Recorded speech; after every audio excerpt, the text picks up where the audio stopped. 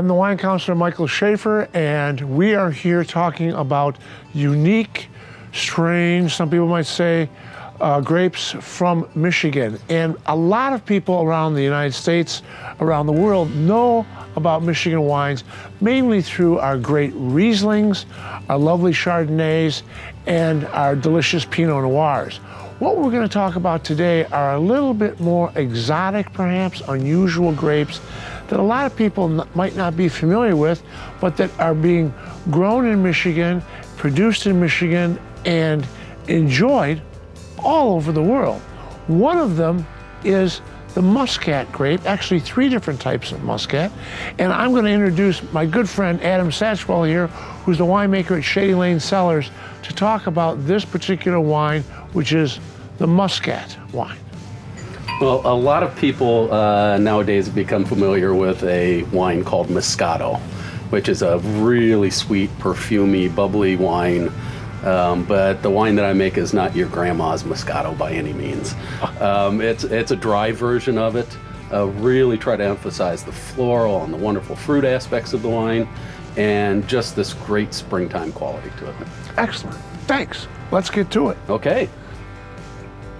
Oh, ladies and gentlemen, that's delicious. What we're going to do next, folks, is we're going to taste a unique grape. In Michigan, it's unusual. It's originally from Austria. It's called Blaufränkisch, and it is spicy, a little bit smoky. It is delicious. It goes with so many different dishes. Bacon and Blaufränkisch is beautiful. Smoked pork, all sorts of pork, roast chicken. It's all delicious. And I'm going to have Adam talk a little bit about this Blue Franc. Adam? Yes, Blaufränkisch. I was looking for a variety that I could really, have a signature on. And as Michael said, you get the smokiness, the spiciness, this ripe, juicy fruit quality to it. And it just gives you a range of flavors and certain flavors that you just don't see in any other wine.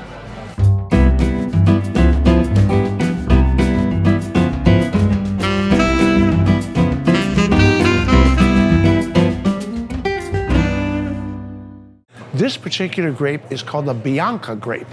Not a lot of it is planted really anywhere in the United States, but Matt of Chateau de Leelanau planted this here, is making this wine.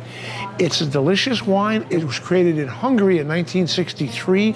It's a very hardy grape. It withstands our cold temperatures really well, and we've had some challenging winters for grapes in Michigan the last couple of years. And it makes different styles of wine. It makes wine that can be really quite fruity and have a sweet profile, or it can be a little bit drier and a little bit more elegant. This is, if you like Sauvignon Blanc, this is a little bit like Sauvignon Blanc on steroids. It's got a little bit more oomph to it. We'll use that technical term. It's got a little bit more guts. It's Sauvignon Blanc, and it's very grapefruity. If you enjoy some Sauvignon Blancs from New Zealand, you're gonna love this wine. From Hungary to here, to the Leelanau Peninsula, it's great. It's an unusual wine. Come explore and enjoy Bianca here in pure Michigan.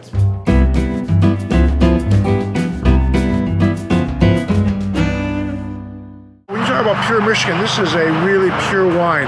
These are state-grown grapes, and this is Sauvignon Blanc from Laurentide.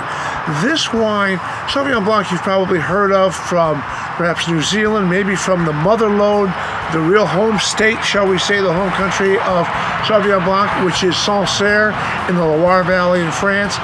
This is a wonderful, beautiful example of Sauvignon Blanc being made here in the Great Lakes state.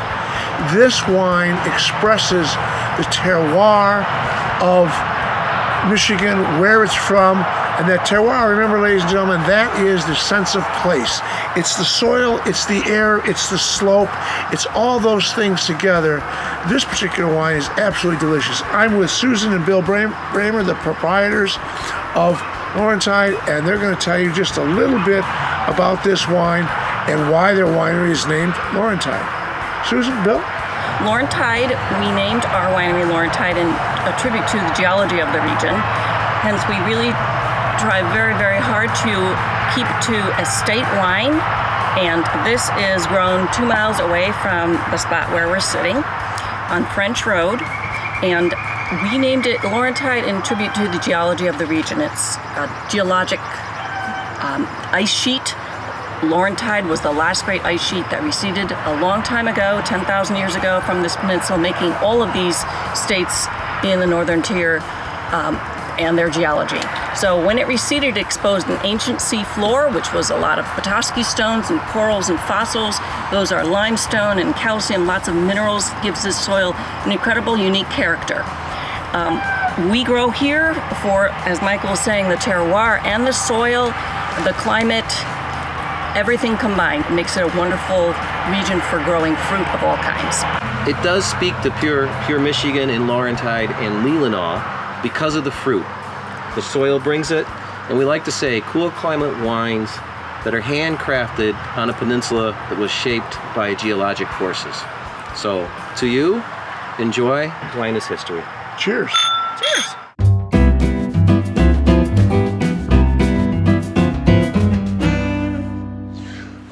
We're continuing our discovery of pure Michigan's unusual, exotic grapes.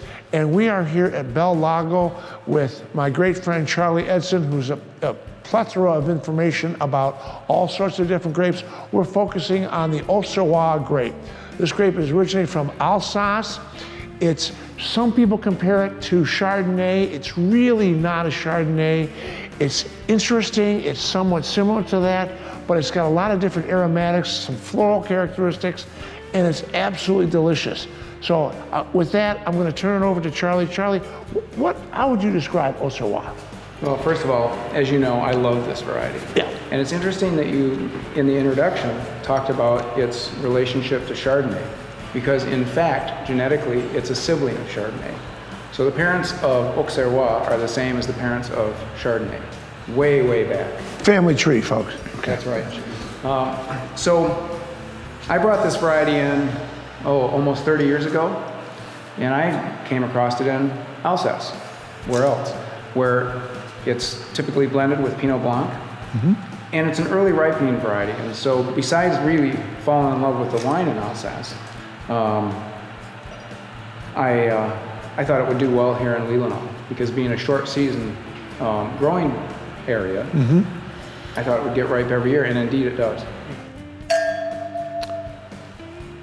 One of the things that's really interesting about this particular wine, and it's an interesting thing about a lot of different wines, is texture. And texture is important to a wine just like it is to a food, because some wines will be real crisp and bracing and zesty and have really, really high acidity, while other wines might have a little lower acidity, although acidity is crucial for a wine to have, especially if it's going to have any life whatsoever. You want to have that backbone. But texture, the way it feels in your mouth, another word for texture is body, the body of the wine. Is it light? Is it medium? How does it feel on your palate? Or is it really big and bold and long? So that's an important part of wine and texture. We're going to see more Oshawotts in this region soon. Chateau Fontaine makes their woodland white exclusively from the variety Oshawott. Yep. Now we blend ours with about 5 or 6% Pinot Blanc. It's okay, they can do that. Typical for Alsace, although the amount of Pinot Blanc varies there. Right. But there's a couple of new Oshawotts that are going to be released soon, as I understand it, on Old Mission Peninsula. So that'll be terrific to see a couple more up here. And I've tasted one of them. It's delicious. It's made, coincidentally, in the style that we make ours. Amazing, isn't it? And that's also another thing, folks, that here in Michigan, the cooperation and the collaboration is, yes, different wineries, of course, they compete for market share, but a great part of it is that the winemakers and the producers collaborate with each other so that we can get the word out about how great Michigan wines and that they are not just great for the Midwest, not just great for the US, but really world-class wines.